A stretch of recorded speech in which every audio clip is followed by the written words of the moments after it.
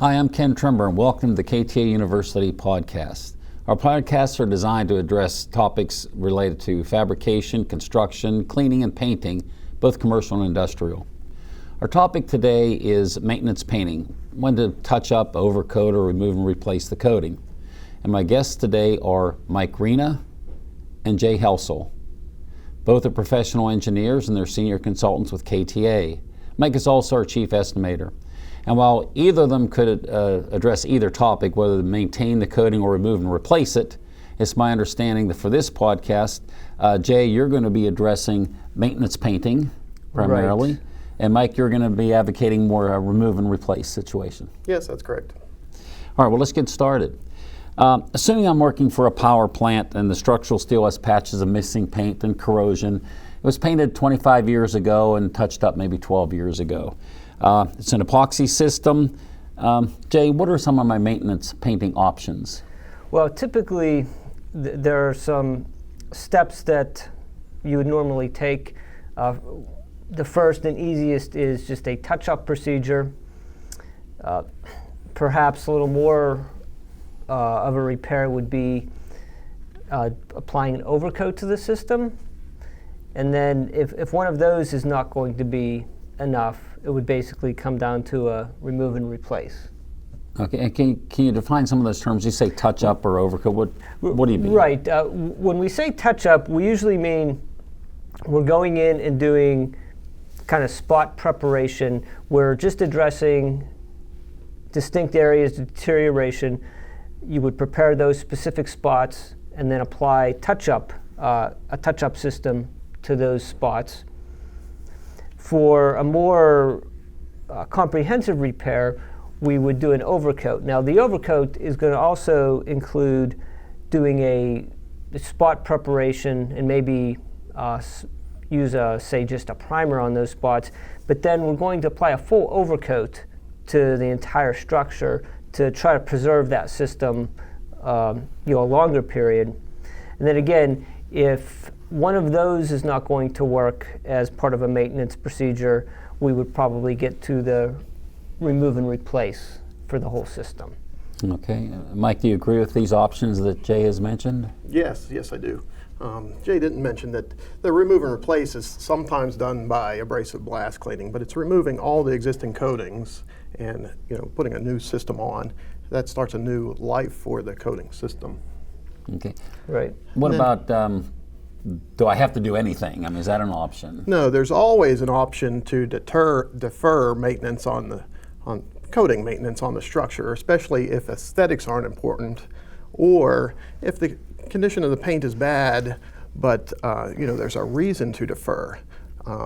If there's no structural problems, if you're not having damaging corrosion like pitting or metal loss, and if aesthetics aren't important, there's no reason to paint it immediately. Now, if you do run into corrosion problems, then that's a different story. But you could defer the repainting of a structure for quite a long time. Maybe that money could be used on other structures that could be spot repaired and overcoated to preserve the life of that coating system on a different structure. Also, if you're in a situation where the plant shutdown can occur for a few years, and you want to go in and do the maintenance then you can defer as another option to coating maintenance. So options are doing nothing, spot touch-up, overcoat, remove and replace. I've also heard the term zone painting. Jay, what would zone painting be? Right. Now, sometimes on a structure, you'll find that deterioration is confined to kind of specific areas, which we would refer to as zones. So there might be repairs, maybe even extensive repairs needed in those specific zones. So a zone repair could involve kind of a remove and replace of the system in those areas, but it would be limited to those zones. And other areas of the structure might not need any repair or possibly just minor touch-ups. So in a bridge analogy, a zone might be around the expansion joints or something like that particular zone. Right, exactly. Right, typical areas where deterioration is going to occur more rapidly than other areas of a structure. All right, so we've identified a few strategies, but Mike, how do I decide what strategy to use? One of the best methods to determine this would be to have someone do an actual corrosion or coating assessment survey on the structure, and you want to find out important properties of the existing paint that's on the structure or bridge, whether it's bridge or building or whatever. One of the most important things with just the visual assessment is how much, either percentage-wise or using visual standards, how much corrosion is present on the structure, how much coating defects like chipping, peeling paint, or cracks in the coating. So you determine that from a visual assessment, but you also want to find out the integrity of the actual existing coating. So you want to measure the adhesion, that's how well the paint is sticking to the surface or sticking to individual layers. And you also want to find out how many coats of paint there are. Sometimes it's, that can affect the maintenance strategy chosen if there's too many coats there already. Also the substrate condition, that's generally we're talking about steel, and the substrate could be previously abrasive blast cleaned, it could be mill scale, could be cold rolled steel. Mill scale is a layer on the surface that is part of the rolling mill process for rolled carbon steel. Mm-hmm. And all of these things, including if there's toxic metals in the coating, affect your maintenance strategy. All right, well, let's take a few of these. You talked about corrosion on. In my example, the power plant steel, we said about 10% corrosion. And Jay, I'm going to give this question to you. Right. Let's say the coating thickness is 15 to 20 mils, the adhesion is good. I'm not defined good, but we'll say if I use a knife, it's pretty well intact, not popping off. What strategy might you exercise in that example? Well, again, like Mike explained, looking at all of these different factors and trying to determine whether it makes sense, whether I can do some sort of maintenance painting. And in this case, 10% corrosion it's starting to get up there, but if the adhesion of that existing paint is good and the number of coats is not too excessive, 3 or 4 coats is probably typical after 15 years, then I would, and also I think a factor here was we thought there previously had been abrasive blast cleaning of the steel. So the system that had been applied should have achieved very good adhesion. I'm still finding good adhesion. I'd be comfortable going forward with a maintenance step such as touch-up or touch-up in a full overcoat, because I know the paint that's still on the steel has good adhesion and should be able to withstand an additional coating layer. Mike, would you agree with that? Oh yes, definitely. Well, all right. Well, since you're sort of advocating remove and replace, what in that criteria would cause you to go with a remove and replace in this scenario? So if there is mill scale on the surface, mill scale, while it's intact, it provides a barrier protection against corrosion. But mill scale has a different coefficient of linear expansion than this substrate, the steel substrate. And if it's a structure that moves a lot in temperature changes, that mill scale can start to fracture, lead to underfilm corrosion. And the mill scale itself is cathodic to the steel, which would accelerate the corrosion of the steel. There are other factors. If you have poor adhesion, it's some indication that the coatings are getting old or close to the end of their service life. And also, it limits if the adhesion is poor, it limits any chance of overcoating. So if you're going to repair the structure with just spot repairs, it makes kind of a patch white like looking appearance that a lot of owners don't want to see. It could make the structure look bad. So you'd remove and replace in that scenario potentially? Yes. Well, Jay, Mike brought up mill scale, and you're right, we had talked blast cleaning before. Let's use your same scenario, the 10% corrosion, good adhesion and all, mill scale is present. Would that then lead you to a remove and replace option? Well, if there's mill scale present, then you do need to be concerned. because mill scale can lead to problems like Mike indicated. Now, if after all these years I still have good adhesion of the existing coatings and the mill scale hasn't been a problem up to this point, now if we're talking 15, 20 years, then while it does add some risk to putting additional coating layers on, I think I'd still be comfortable with an overcoat if I'm finding the other characteristics of the existing system are good. All right, now what if the adhesion is poor? Now, poor adhesion of the existing coatings is definitely a concern, and that can greatly increase the risk that putting on new coating layers are going to cause something to fail. So poor adhesion with these other factors, particularly with mill scale, would lead me to agreeing that remove and replace is probably the best option. All right, well, let's say that the thickness is good, the adhesion is good, but our percent deterioration increases from, say, 10 to 20%. Would you still overcoat in that case? Well, if we get up to 20%, we're talking about a pretty large percentage of deterioration on any structure. So technically, we might be able to do some maintenance painting, but we need to look at where that needed to occur. Is like we talked about the zone repair options. Is this a case where we might be able to limit the repairs to those certain areas, or do we need to do it more broadly over a structure?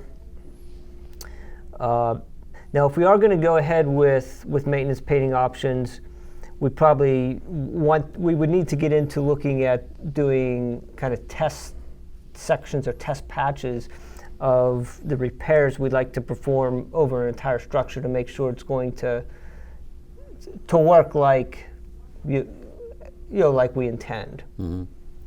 All right, we'll talk about test patches in a minute, but so with 20%, you might still consider overcutting. You look at the distribution. Well, that's a possibility still. Right, and this is a case where sometimes if you can technically perform the maintenance painting operations, you need to look at how much that's going to cost, because at some point the level of deterioration makes doing maintenance painting not economical.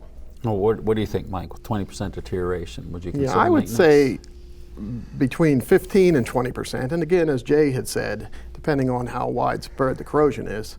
But at that point, the complete removal and replacement and applying a new coating system, the costs are almost equivalent. I mean, it's slightly more cost, but you could easily make the justification, if you're an owner, to pay a little more for something that is basically a brand new system with a new service life. Yeah. Or what if lead is present? Lead paint is present. Does that affect your scenarios you're thinking? It doesn't affect the maintenance options at all, or it shouldn't, but there's a cost associated with if there's lead on the structure, the cost for any maintenance is going to be affected, because there's certain protections, worker protection, environmental protection, containment, things that need to be addressed that increases the cost. If there's a case where your structure, there's chipping and peeling paint, and there's lead-based paint falling on the ground, could have some environmental impact, especially if it's in residential areas or near parks or something like that, where it is a good idea for the owner to go ahead and remove that paint sooner than later. Jay, what do you think? If lead's present, then we still have the good adhesion and all those things we talked about. Or a non-lead, you would go with an overcoat scenario. If lead is present, would that affect your recommendation? Well, if lead or another toxic metal is present, then the overall costs for any operation are going to be increased, and it's going to have more of probably the greatest effect on total removal and replacement, because that's where I'm removing these toxic metals that are present in the paint film. We sometimes might have more of a case to do an overcoat because we're not going to get into removing the lead.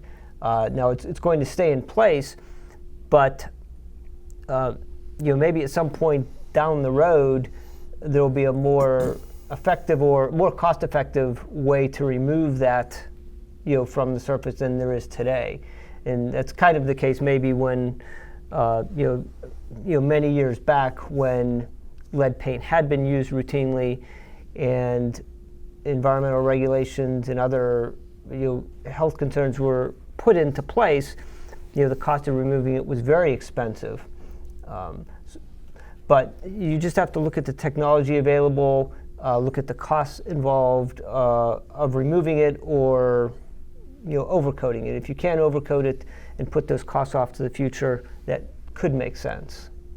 All right. Well, Jay, let's look at, we've got the 10% deterioration, the adhesion is good and all, but now I'm going to throw lead into the mix over a heavily traveled road. It's a bridge now, and let's say we're doing the underside and there's lanes going underneath the bridge. Right. Would that affect your decision on overcoating versus remove and replace?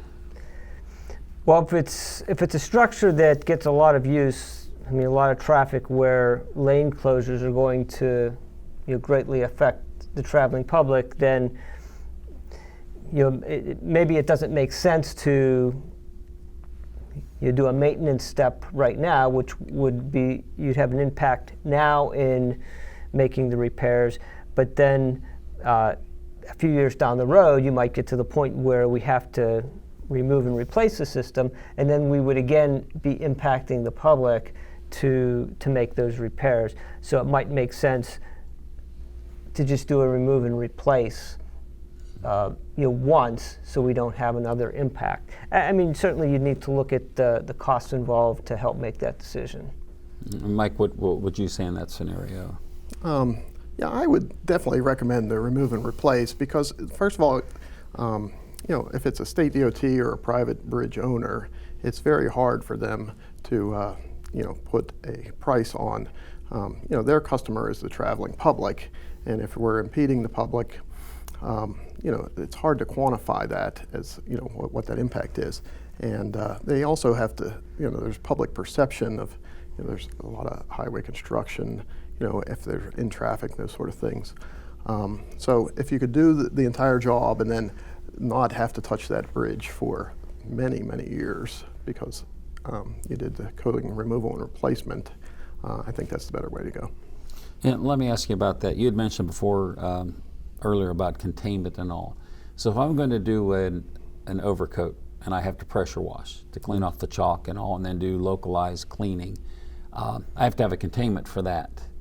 Correct. If I'm going to do that anyway, does it not make sense to go a step further, maybe a little more robust containment and remove and replace the coating rather than, I've already got a lot of costs in the containment, Yes. which isn't protecting the steel. Right.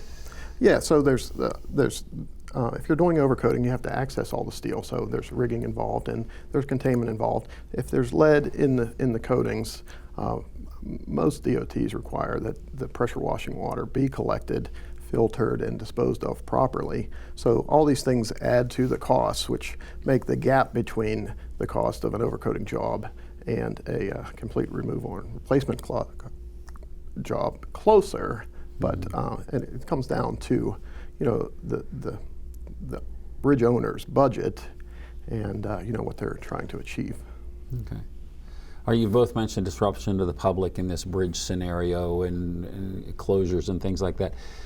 What if we have no lead, but it's a zinc epoxy urethane system, a common system that applied in the last 20 years, and now I want to do some work to that? When might I have to do touch-up, or when might I have to do overcoating to that?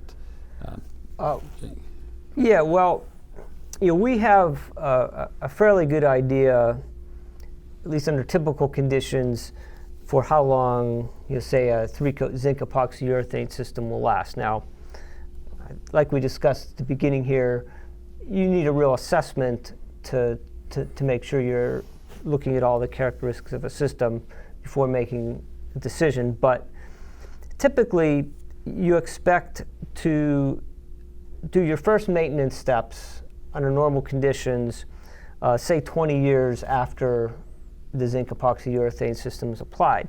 Now, typically that first step is just going to be the touch-up procedures where we have relatively small percentages, spots of deterioration or corrosion that will go in and repair and touch up just those specific areas. I expect that type of repairs going to keep the system in okay condition for several more years. And again, the times can vary a bit because every structure is different, the exposure is different. But if I do the touch-up at 20 years, then somewhere 27, maybe 30 years, I'd expect the next maintenance step, which usually is going to be touch up those small areas and then do a full overcoat. That full overcoat, we often use a rule of thumb that it's going to give about half the time as that original 20 years before we started maintenance, so maybe another 10 years. So that could take this up to, say, the 40-year time frame before a system needs replaced. And you could possibly make there could be multiple sequences of, say, either touch-up or overcoat performed. And again, it depends on the specifics of a structure. You need to make the evaluations of the specific factors like the coating thickness, the adhesion, and make sure before a maintenance operation is performed that the system can handle that. Okay, so basically, one thing you didn't say, I think is implicit though, is that after the first year they do maintenance to fix up misses and things like that. So assuming we've got a good system, 1 year touch-up for the warranty touch-up or something like that. But after that, you're saying the first real operation would be around 20 years, maybe another one in year 30, maybe another in year 40, and then perhaps remove and replace after that. Right. I think that's a realistic scenario. Now, as always, there should be some assessment of the coating condition during the life of this structure. Sure. And if a DOT sees that after several years or 10 years that there's more deterioration, maybe it's just a zone or specific areas, then it's best to take steps to perform repairs sooner. But right, under typical conditions, you don't see much maintenance until a good ways down the road. Mike, what do you think of that type of maintenance scenario?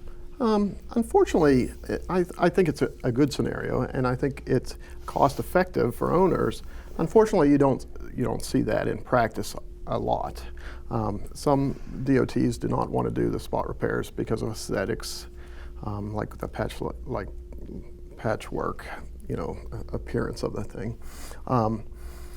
The other thing is, a lot of times painting is part of other bridge rehabilitation items. So there might be a new deck, so it exposes steel that you couldn't paint before, and you are impacting traffic. So maybe paint while you're doing other construction work on that bridge.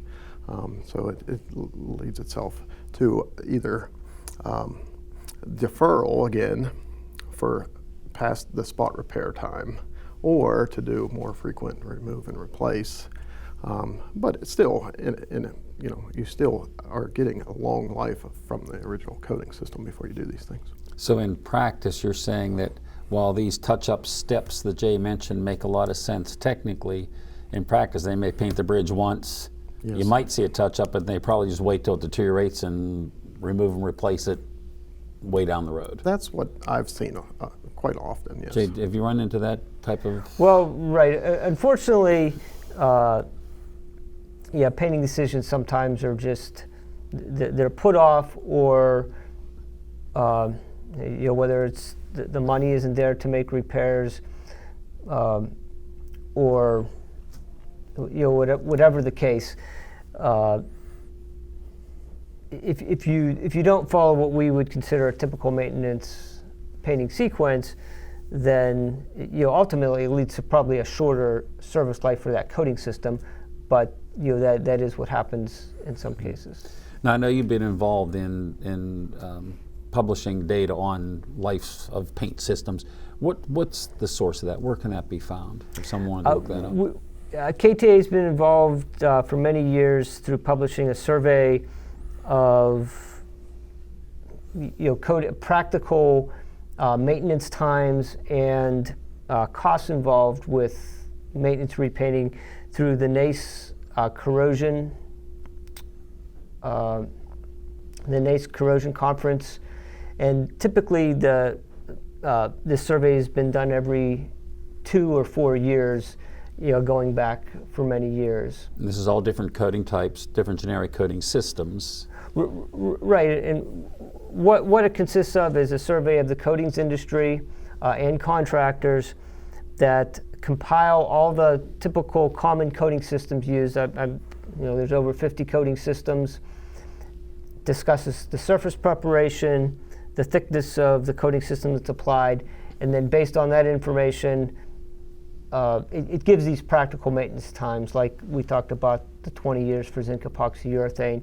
And then it also discusses these different maintenance steps. And if someone is interested, they can take the information and do a cost comparison between different systems and even come up with a long-term life cycle cost to see what the expected true cost of different coating options might be. And that's over, I think it was 3 different ISO environments, mild, moderate, and heavy industrial or saltwater.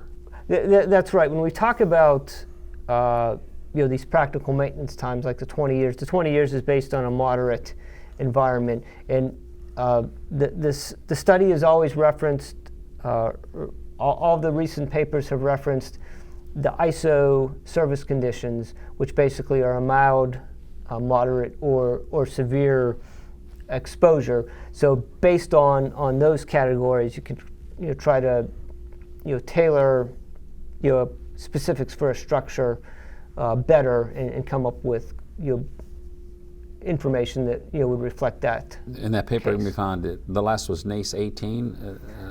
Right, NACE corrosion 2018 will be the in Phoenix most recent. Is the most recent. Okay, good. All right, excellent. A lot of information. Any last comments, Mike? No. Okay. Jay?